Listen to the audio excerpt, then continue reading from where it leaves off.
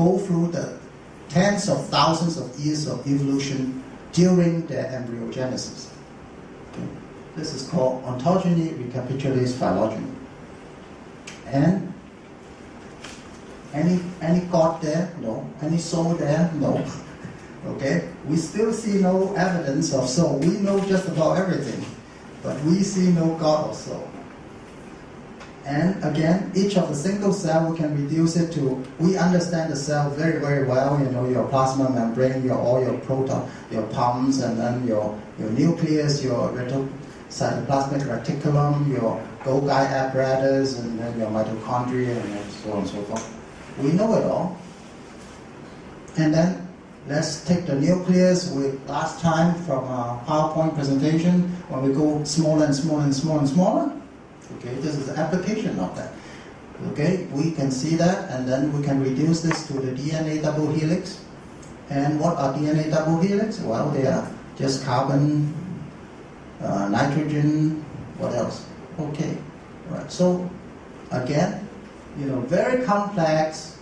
We see ourselves can be reduced to very simple single cell organism, which are no different from any other living things on Earth. Through ontogeny, recapitulate phylogeny, through cell biology, we understand everything. Okay? No God there, no creator there. So that's how we see things. So, so what I've said up to this point is the view of the know-it-all, or we'll never know. That is the atheist and agnostic view. And see, they come from a very strong point of argument. We know everything and we see no evidence of God or ghost. Okay?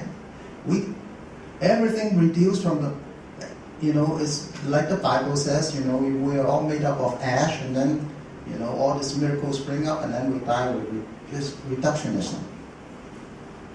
So, what we see is, you know, just evolution, ape, man, and then man, and then hunters, and then farmers, and then engineers, and then now we evolved to sit down at a computer. At least that's a little bit optimistic. At least I hope he is doing something intellectual there, rather than serving some silly things on the website. But unfortunately,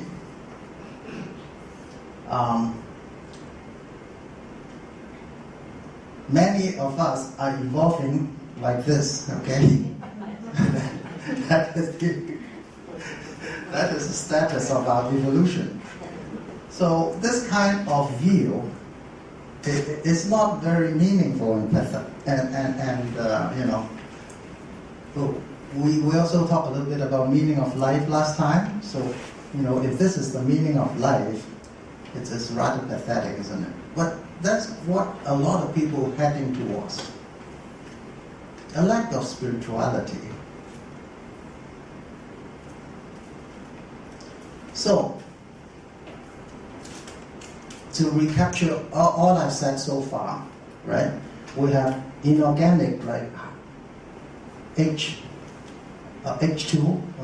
one H here, one H here, two hydrogen, one oxygen, water molecule, nitrogen molecule, phosphorus molecule, carbon molecule, everything make up the single cell. A single cell fertilize, form a fetus grow up to a human being, and then we die.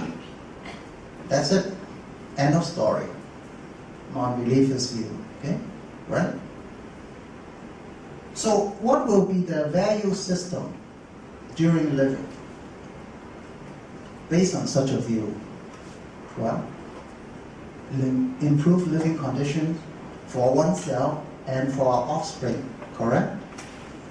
I think most of us would agree to that being being our central value system, right?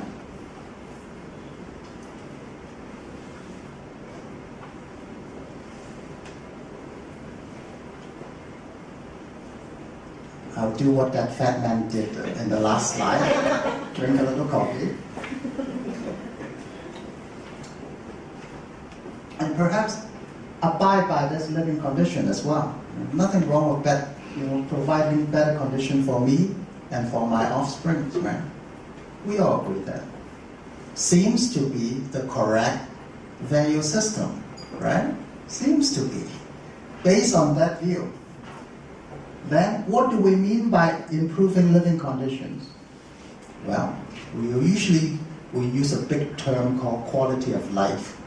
We improve the quality of life for ourselves, for the less fortunate, and so on. Then how do we define quality of life? Well, better food, better water. Right? A lot of places have dirty water, children dying, so if we can improve water, feed them, shelter them, give them medicine. So if you look at the third world, the poor countries, that seems to be a very good, noble thing to do. These are good quality of life definitions, right? Water, food, shelter, security. Now sex, I don't know, with AIDS rampant, provide them with contraception, condoms, and so on. Okay? And give them something to do.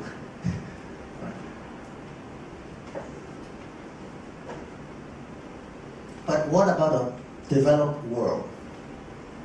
When are we going to stop improving all these conditions?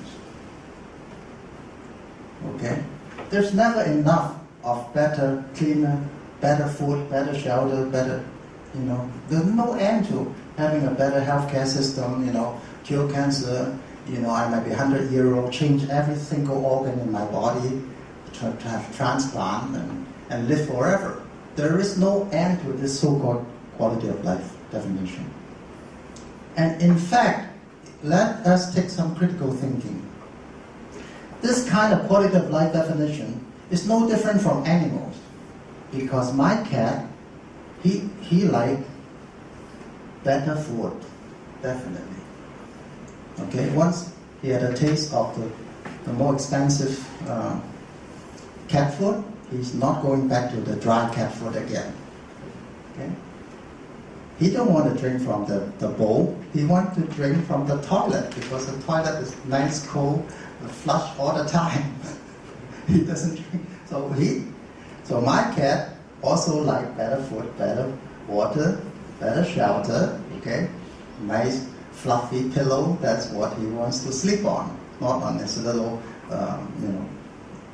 blanket thing that I gave him. Okay, better health, yeah, sees the vet and so on. And security, of course. What cats or dog, what animal don't like security? Goes out every night, see his girlfriend, I don't know, come home in the morning, and play, yeah, toys, So, in other words, what I'm saying is my cat and dog have the same definition of quality of life as me, and that is pretty pathetic, right?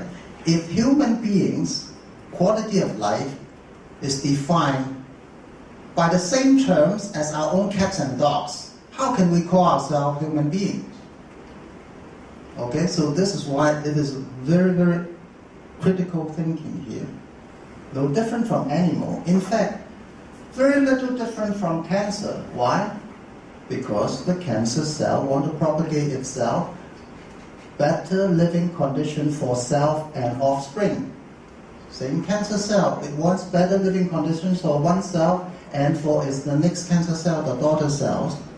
So they draw lots of resources, food, water from its environment to perpetuate its own cancerous growth.